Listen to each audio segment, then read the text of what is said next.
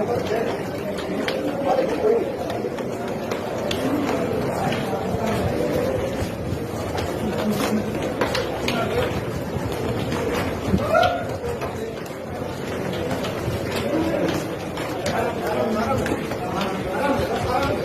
नौजवान पे तशद्दुद किया, कोई प्रस्ताव है आपको?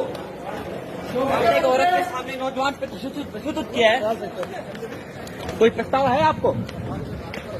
ये मामला कैसे हुआ, थोड़ा बताइए। अगर इसकी जगह आपकी अपनी बेटी होती तो क्या रद्द-ए-अमल होता आपका?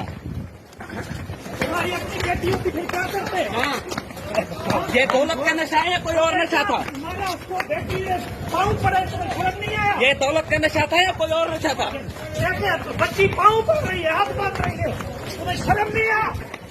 बताओ, करते हो पुलिस अक्सर ये नहीं लगाती, गाड़ी में सो करते हो। पुलिस ने देखा जब मीडिया आई है फिर आप